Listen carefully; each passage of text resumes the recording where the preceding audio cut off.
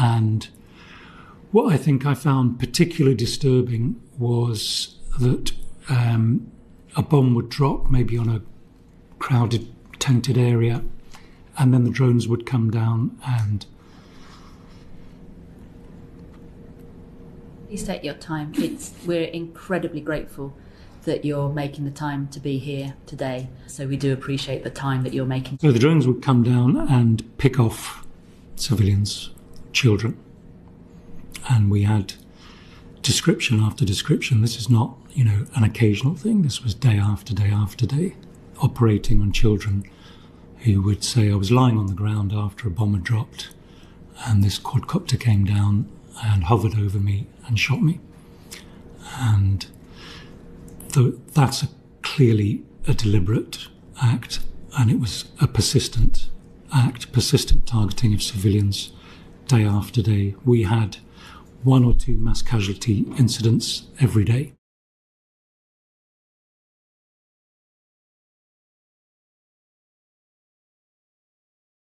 As to the origin of the present Jews in Palestine, he states that those Jews derived from Eastern Europe, and many of the Jews that today live in the reconstituted state of Israel come from Eastern Europe, are not descendants of the Judeans or the lost tribes of Israel, but rather descendants of the Khazars. Who are they? They were a nation most people do not even know of. He writes, the so-called self-styled Jews in Eastern Europe in modern history cannot legitimately point to a single ancient ancestor who ever set even a foot on the soil of Palestine in the era of Bible history. Research also revealed that the so-called or self-styled Jews in Eastern Europe were never Semites, are not Semites now, nor can they ever be regarded as Semites at any future time by any stretch of the imagination.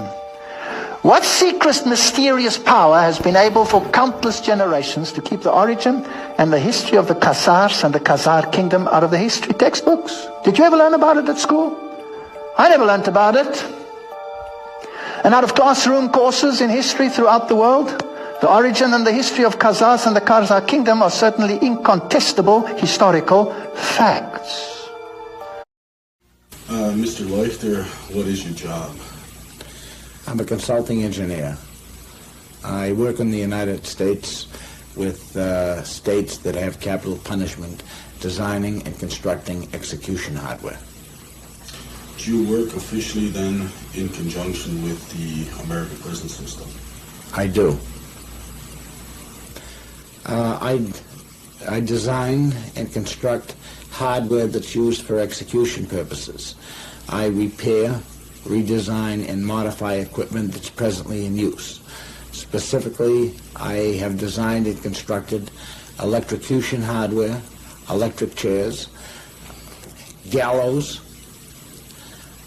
lethal injection systems, and gas chambers. Are you yourself capable of building a functional gas chamber? Yes, indeed. Well, first off, the chamber, as you can see, is of all steel construction. It's welded. It is, in fact, a tank constructed much like a diving bell. The windows are all gasketed, and they're coated before each execution with Vaseline to prevent leakage. The door is likewise gasketed and Vaseline and has a fastening system which seals the door against this gasket to prevent leakage.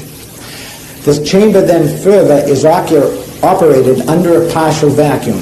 Above my head in the ceiling is an exhaust port from which the chamber is normally evacuated when they're removing the gas. That fan in this particular chamber operates during the entire execution. It pulls the chamber down to a pressure which is below that of the outside atmosphere, ensuring that if anything does in fact leak, all leakage would be inward. Further, the system has a plumbing system, this gas chamber has a plumbing system which is under this floor in a small room which runs over to an adjacent room on the other side which is called the chemical room. The chemical room has the mixing container which is connected directly to the gas generator underneath the chamber and underneath this seat. The acid is mixed and then poured into the piping system, which then carries it under the chamber. On command from the warden, the sodium cyanide briquettes or pellets, which are in a container under this chair, are dropped into the gas generator. The gas then comes up into the chamber and kills the person who's occupying the chamber. There is a system of valves on the plumbing system to prevent any gas from flowing back, plus the fact the plumbing system is filled with water, ensuring an additional water seal to prevent gas from backing up even if the valves do leak. Just outside the chamber is the main air intake. That is opened only after the execution. Prior to the execution, the air intake is filled with water to a certain level, again to prevent backflow of the gas through the intake, even though the intake is closed and sealed. Around the inside of the chamber are intake ports that are connected to the main intake on the outside of the gas chamber. All of the lighting in the chamber, and there are 3 lamps over my head, 1 over the door and 2 just behind the seats. All of this lighting is explosion proof. It has glass envelopes covering the bulbs and cork and rubber gaskets inside, so that the envelope is screwed against the fixture, preventing any gas or anything in the air outside from getting inside at the bulb and seeing any sparking. So as you can see from looking at this facility, it is engineered from a standpoint that if a leak occurs, it will be inward. The explosion capabilities of the gas are considered because all of the lighting is explosion proof. Now when operating the system, there is a protocol that has to be rigidly followed and a checklist that the operators utilize while doing the execution. From the mixing of the chemicals to the inserting of the chemicals to the closing of the valves and sealing of the system, everything has to be done and redundantly checked to make sure there is no leak and no operating personnel or any state witnesses, for that matter, who would be in the room directly behind me from being gassed. The operating protocol and the design is essentially what makes this chamber safe for operation. After the execution, the chamber would be evacuated for at least 15 minutes to make sure that there was no air containing gas left in the chamber. The chamber also has inlet ports in the inlet piping system that supplies the fresh air for the evacuation of the chamber. It has inlet ports for the introduction of ammonia vapor. The ammonia vapor neutralizes the gas that's left in the chamber prior to it being pumped out through the stack on the roof.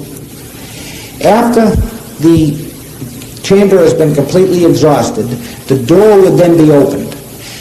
The door would not be opened until all of the people outside were satisfied that there was no longer any gas in the chamber. There is generally a watch glass containing phenolphthalein solution someplace in the chamber which is visible through the window that the operator would view. The phenolphthalein solution changes color, and when there is no gas and the color is red, then a determination is made, and only then that the chamber can be safely opened. After the chamber is opened, those persons who are assigned the task of cleansing the body enter the chamber wearing gas masks. Gas masks especially designed for hydrogen cyanide gas. Now I should point out that these gas masks are not designed for operating in an atmosphere of hydrogen cyanide.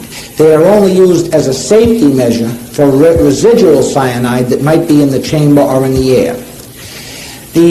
Those tasked with cleaning the body then remove the individual's clothing and wash the individual's body completely.